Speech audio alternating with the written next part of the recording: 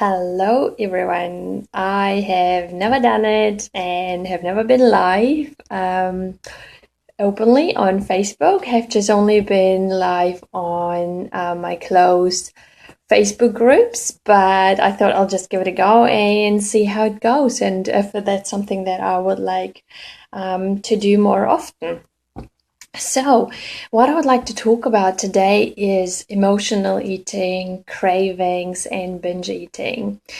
And why is it so important to me? Well, it's important to me because I work with women. I work with women who are very smart, very beautiful women, and know what to eat. They know what is good for them. They know um, what healthy means, right? They know what a healthy diet is, or what we need to do to be healthy. But there's just something that stops us from doing that. And quite often, those women come to me and ask me, "Can you give me a diet plan that works? Something that because I can't stop eating, I constantly eat." And I'm gaining weight. So just give me a plan that helps me to lose weight, right? And then when we start talking about what is actually going on, so why can you not stop eating? Why are you gaining weight?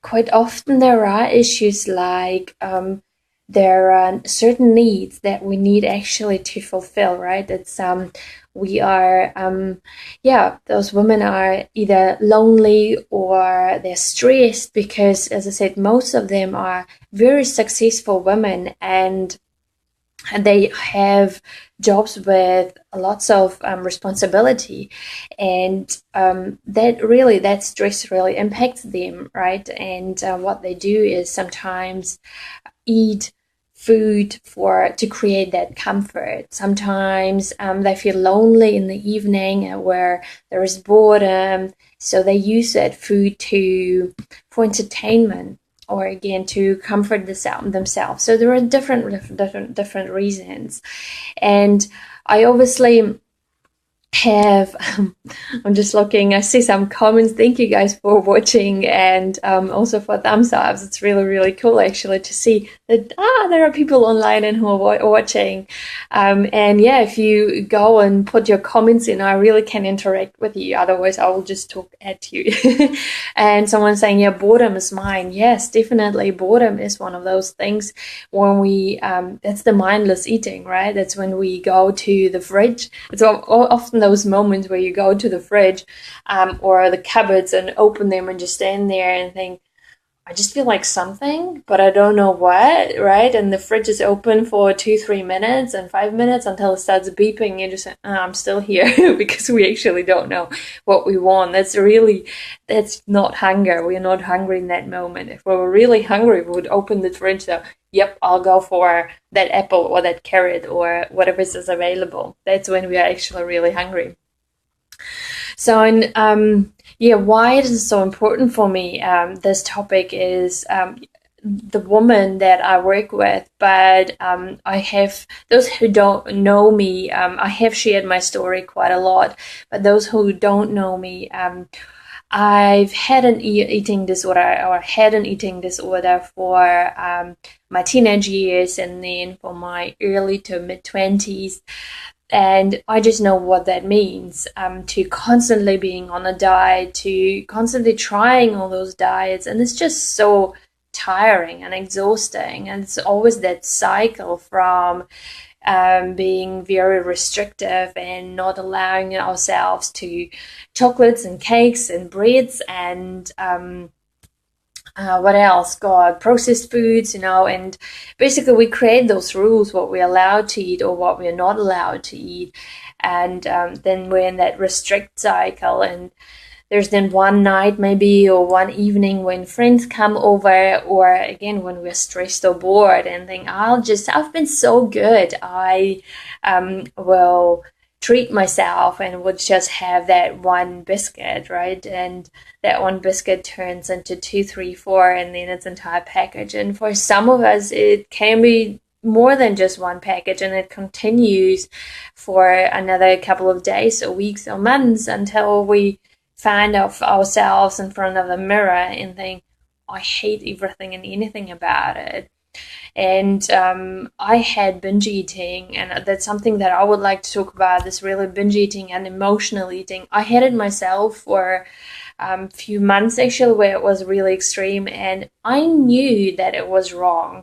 And that's a problem. That's the when I work with those women, we know it's wrong. We know that it's really not good for us, but it is really hard to get out of it. And you might, if you're watching and you know what I'm talking about, maybe you know someone who has got emotional eating or stress eating, or maybe it's yourself. You might resonate with what I'm saying. Is you think, okay, this is just the last time that I'm doing this. I'm not gonna do it tomorrow. So today I'm allowing myself to do that. And next day, during the day everything is good, is fine, and then the evening comes, and that's when we find ourselves being weak, right? And then it starts all over again for different reasons.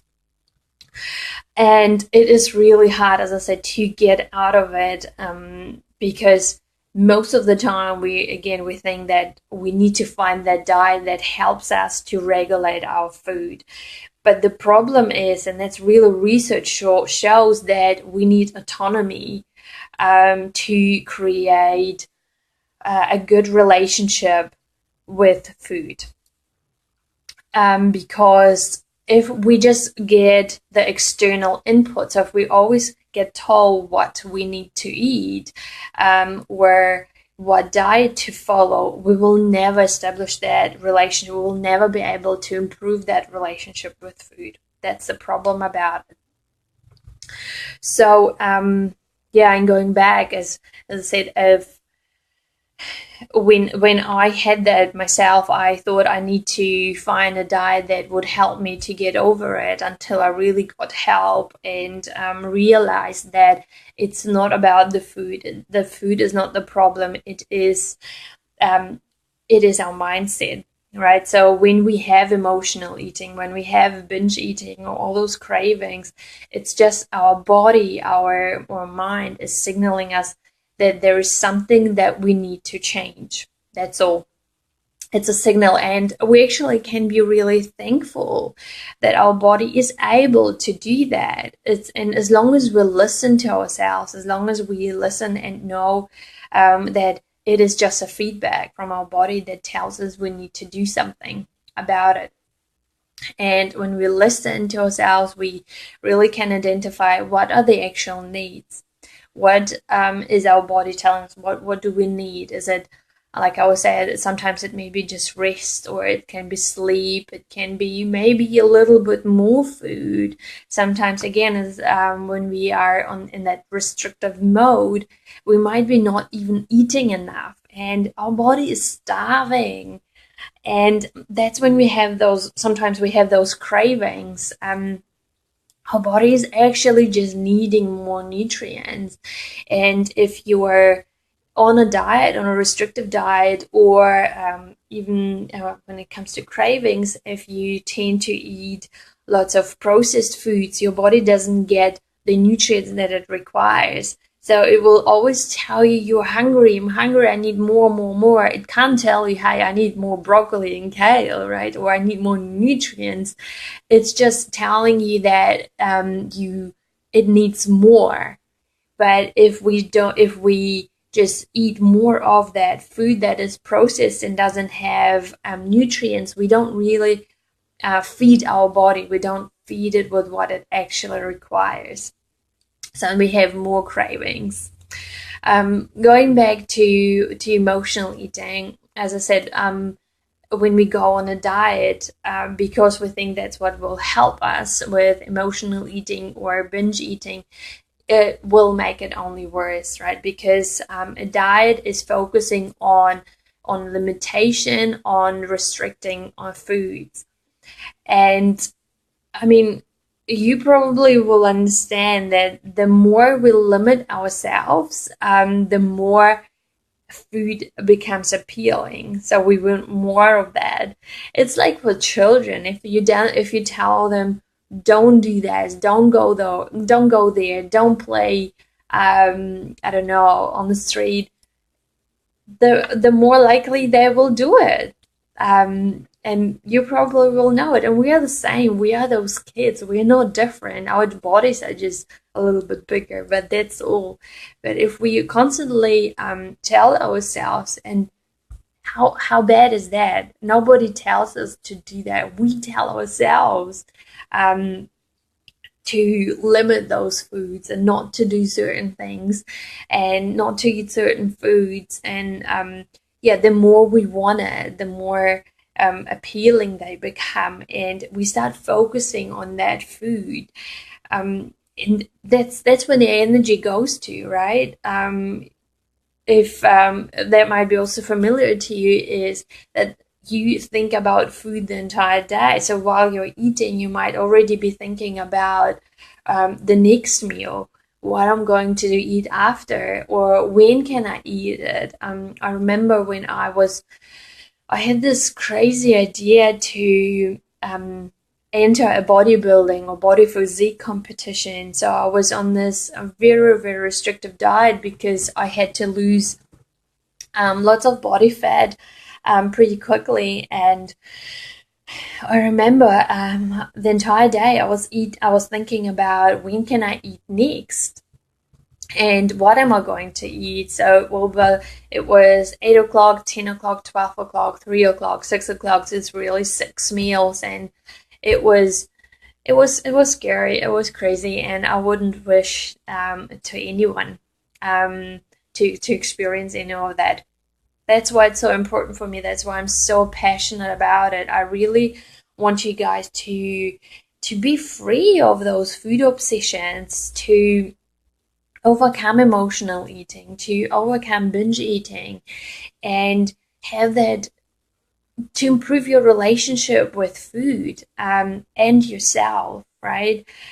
Because if we constantly have that negative self-talk with ourselves and constantly just beat ourselves up, I hate my body, I hate it, I do it every night, I do the binge eating and emotional eating, and I'm just so useless, and I have such a weak willpower and those kind of things, and I've never been able to do it, so why should I do it this time? The more we talk like this, the worse it will be. Because the more we think like this, the more we will be feeling very sad and frustrated and overwhelmed.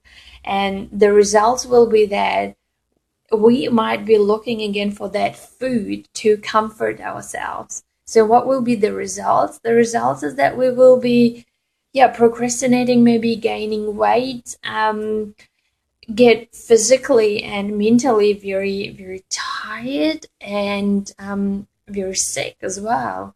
Yeah, and then it will get worse and worse, and it can go really that spiral down. Yeah, so what we need to do? What we need to do is really to stop dieting. Yeah, it's not gonna help. We need to rebuild that relationship with food and rebuild that relationship with ourselves, and to overcome that need for control. Because we believe that I need to have control. I need to have that perfect diet. I need to have the perfect exercise regime and to have the perfect lifestyle so that I feel good about myself. Once I lose weight, once I lose 5 kgs, I will be confident, I will be more comfortable with myself. Then I will be able to wear nice clothes and those kind of things that we think what will be once we lose the 5 kgs. What about now? You can wear nice clothes now. You can go and buy those nice clothes, and the magic is if I feel good about myself the way I am right now, or at least I try. Because when we wear clothes that we feel comfortable with, we carry ourselves differently. Yeah, you would see the difference.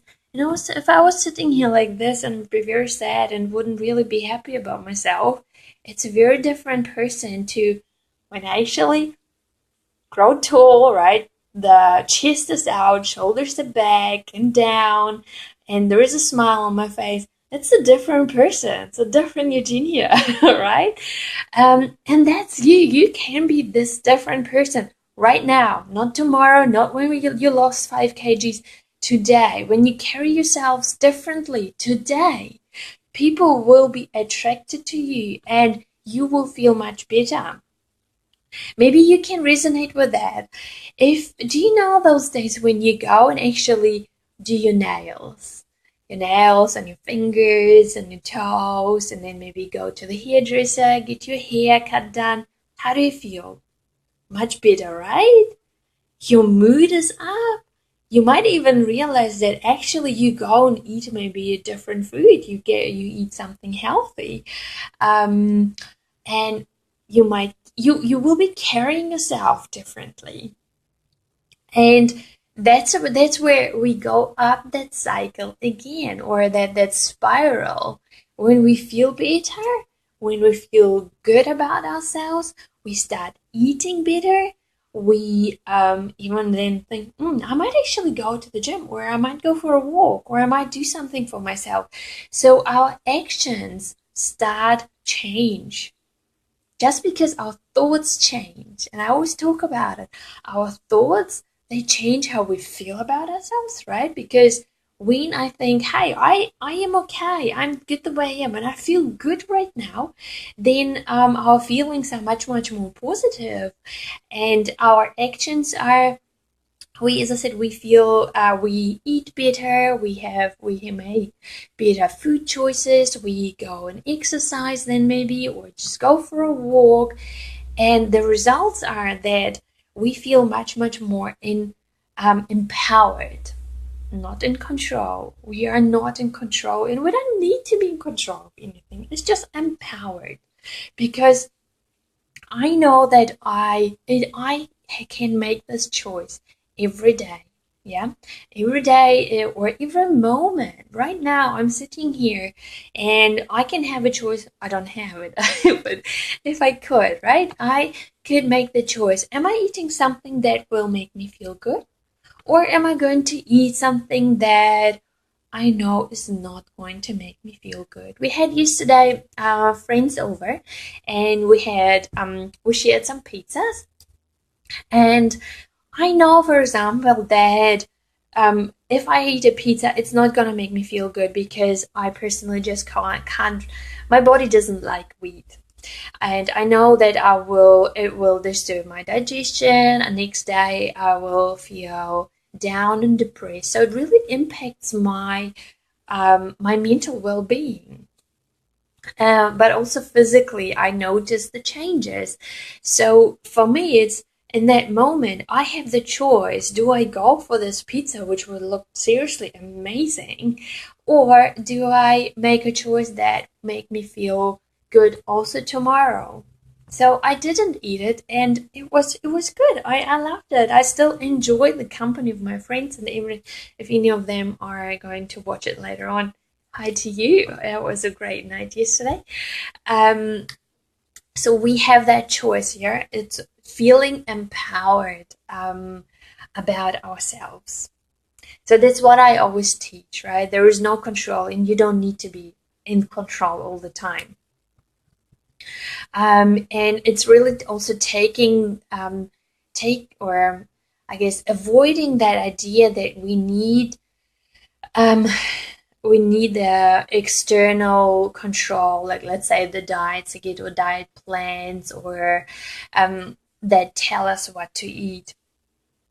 That's controlling our health from outside, but what we need is to take charge of ourselves, and to address this from inside. And from inside, it starts with healthy food, but it also starts with what is going on with me, what is going on with my life, how do I make my lifestyle choices, exercise choices, What else? Food choices, maybe work. So what is there in my life that impacts me? Okay. So that's what I do.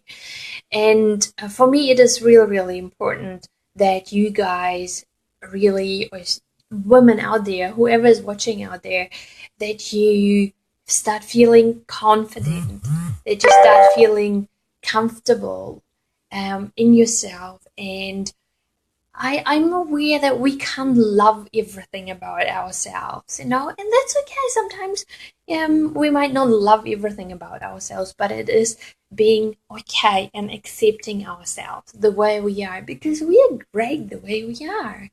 And that way we will make better choices. So my personal experience and that of my clients and what I've observed, that where I've learned that mindfulness can be really a great tool to approach and to heal the relationship with food, ourselves, and our life. And how I do it is there are lots of different techniques, and obviously I can't talk about it, or I can't introduce all of them, because it really depends on the individual. It depends on what's going on for you. But I would like to give you some tips, and one of them is always inquire what is your body telling you. What is it what you actually really need? Yeah, so if you have that trigger, I want to eat, just stopping and asking yourselves, do I really need to eat right now? Am I really hungry? Am I physically hungry? If it's a no, or if easy first, if it's a yes, if you really feel like your tummy is empty and you need food, go ahead and have something to eat.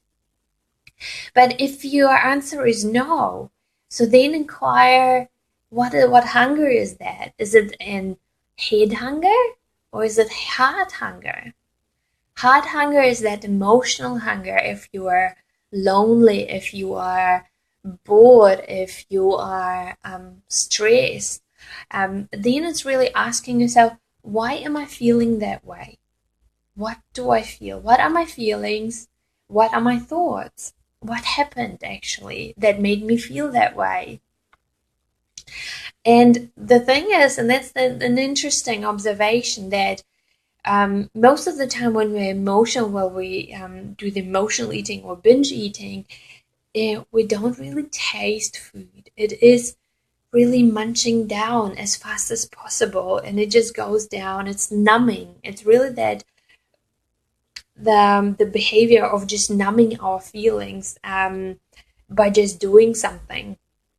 It's distracting from what I feel. Yeah.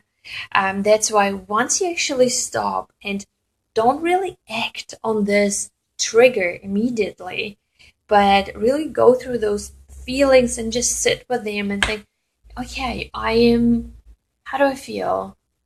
I feel I have the trigger that I would like to eat right now. Okay, am I hungry? No, I'm not hungry. Why do I feel that way? Well, there was this situation at work, and there was a colleague, and they said something that upset me. Okay, how do I feel? I'm very upset. I feel upset. I am emotional. I am angry maybe with this person. So really going through those feelings, and what are my thoughts? My thoughts are that I just would like to go and smash something, and I really would like to eat this cake. And then what else can I do if it's not eating? How can I comfort myself? And that's a question. How can I comfort myself? I can comfort myself through, I can actually call a friend. I have a really good friend who can listen to me, and they never judge. They just listen and might give an advice and might just not. And actually, I don't want to have an advice. I just want someone who listens to me. So then call a friend. Or what else can I do? I can actually get out of the house and go maybe for a walk. Maybe here you have, like for us here in Hamilton, we have this beautiful lake here, and it's half an hour walk. And seriously, if you go out, walk around that lake, By that half an hour, you don't want to eat anymore. And if you live somewhere else, maybe you have another lake. Maybe you have something else. This favorite place or a park, a green, beautiful park. We can walk and look out on the nature and appreciate what's around us. Opening our eyes, look into the sky and see what's the color of that sky. At the moment, it's a little bit gray. So it's taking away yourself from that moment. And by the time you actually have gone through those exercises, you will see that the trigger is gone because it's just really momentary. It's like anything, it's like a scratch. Because have you tried it before? If you feel like you need to scratch something, or not something, if you feel like something is itching and you need to scratch, try it, leave it, don't scratch it. You will notice it will go away. It's just a trigger. And it's very quickly, it comes quickly and it leaves quickly as well. It's the same with food. Distract yourself, understand what I feel, what am I thinking, what are my thoughts, and what can I do? What can I do to create that comfort? Go for a walk, call a friend, go to bed, lie down, get some rest. Then I don't know what else. It can be very different, or for some people, it can be a pet. A pet is also a great way to give a pet, maybe to create that connection, right? So that's one trick. Another one is to be present with your food. Yeah, so that's again to that mindfulness. Mindfulness is not another diet. Mindfulness is to be present in the moment. And when you go through the feelings and thoughts that you have, then yes, it's the comfort. It's the mindfulness. It's being in the moment. What is it? What I'm feeling right now, but also being present with your meal. If you decide to eat, maybe because you're hungry, it's being aware, how much do I have? How hungry am I? And how much do I need? I eat if I'm present, I eat as much as I require and really stop when I am satisfied. Not when I'm stuffed, not when I'm already so full that actually it starts being very uncomfortable. But when I'm satisfied, then I can stop. Even if it's still something on the plate, you can put it in the fridge. It's not gonna run away. Yeah. So put it in the fridge and reheat it tomorrow, or you can take it for lunch next morning and next day. So you can eat it later. Okay. So being present with your meal, enjoy the texture, enjoy the smell, the flavor, the look of it. Maybe you've got heaps of different vegetables, so it's very colorful. Being present with that moment, yeah, with your meal. So that's another tip that I have, to try to avoid the cravings or the binge eating. Okay. I'm just looking at my notes so that to make sure that I've suggested everything to you that I was thinking about. Yeah, and really being aware, I'm just thinking, being aware how hungry you are and if you're hungry. Because if you're not hungry in the first place, right, when you eat, how do you know when to stop? You don't, right? Because you were not hungry in the first place. So if you're not hungry and you start eating, you just you won't feel comfortable after. And that should be the main goal when you eat something, that it should make you feel better after, not worse, not guilty, not ashamed, not have more of that negative self-talk of I did it again, or I'm so useless, or I will never make it, those kind of things, okay? So yeah, listening to how hungry you are.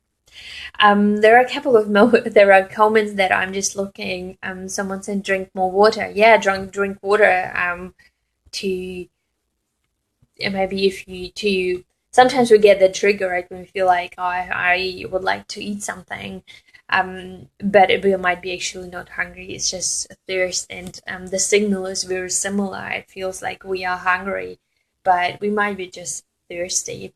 Or when we have that trigger to eat because we're emotional, sometimes to create that comfort, it could be having something, warm tea, maybe chamomile tea or peppermint tea, that creates that comfort within ourselves. Or maybe add some cinnamon, actually is quite good as well, because it has got that sweet flavor. And um, cinnamon is really good for cravings when you crave sweets as well. Yeah, it helps you to reduce those cravings.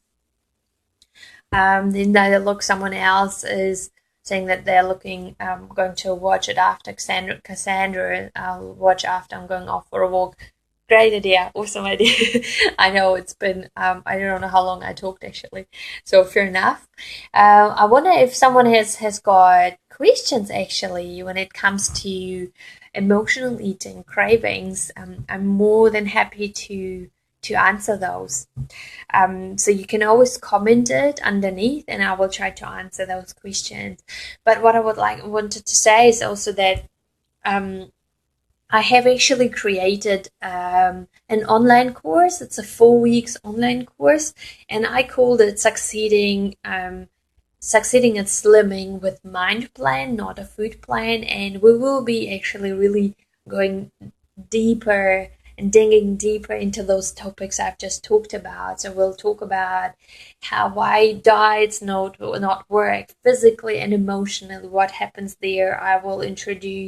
I'll give you food not plans, meal suggestions. I'll give you recipes so that you can actually really enjoy food that will satisfy you, that will ditch those cravings and give you also energy, because when we have more energy, the cravings go away as well, right? Because cravings are quite often, especially sugar and processed carbs and those fats, it's because we are tired, we're lacking energy. So we will be working on nutrition, on increasing the energy levels. Then, and we will be talking about mindfulness, so how we tend to swap from a restrictive cycle into diet cycle into binge eating cycle, and how we can break it, and how we can become an intuitive eater and eat when we are hungry and stop when we're full. And I quite like to talk about, when it comes to intuition, is it's like food is not any difference like going to the toilet. When you go to the toilet because there is an intuition, your body tells you, hey, you need to go to the toilet. You don't go to the toilet because it's time to eat, to go to the toilet, right? So there are no rules behind it. And and you listen to your body in that moment, right? You trust your body that, yeah, you will go to the toilet when it sends you that signal. And eating is the same. It's very much the same. It's an intuition. Trust your body. It will tell you when to eat. When you are hungry, when it really actually needs those, the calories, the energy, not earlier, not later, but really when you need it. So that we'll talk about that, how you can become the intuitive eater and break that diet and binge eating cycle. Then we will talk about emotional eating. So again, or stress eating, how to cope with stress and emotions without using food as a tool to numb yourself or to distract yourself, but actually really looking at how to fill the actual needs that you have, to learn to listen to your body. We will talk through about different stress management techniques as well. And the last week, the 4th week, will be about negative self-talk. So how you can get rid of the negative self-talk, how you can learn techniques to take care of yourself. So self-care practice. because that's another part of why we beat ourselves up, and then how it can create stress and we gain weight because of that, or we um, binge eat and eat emotionally because we have that constant negative self talk. There are those stories that keep coming up over and over again. I've never been able to do it. I'm not worth it. I Everyone has been telling me that you will just be gaining weight back again. It's not gonna last, or oh God, you've tried going to the gym so many times and you never continue doing it. So why are you wasting your time? There's really also those other people around you who nag and plant those seeds in your head, and then you start feeding them, and then those starts growing and growing like trees and within your brain, right? So we need to get rid of those because you don't need them. It's all nonsense, and that's all. It's not serving you anymore. So gone with those. So that's gonna be a 4 weeks online course that I'm gonna be offering, and it starts next Wednesday.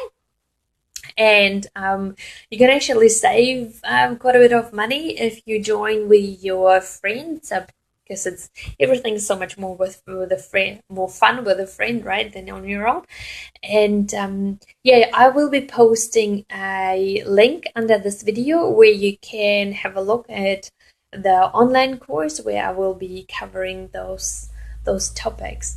So for now, thank you so much for listening. Thank you so much for tuning in. And yeah, if you guys enjoyed it, always would be great to have a thumb up or heart or some sort of signal that you enjoyed it. And if you would like to have more of those live sessions, I'd love actually to do it, to be able to connect with you and for you to be able to ask questions.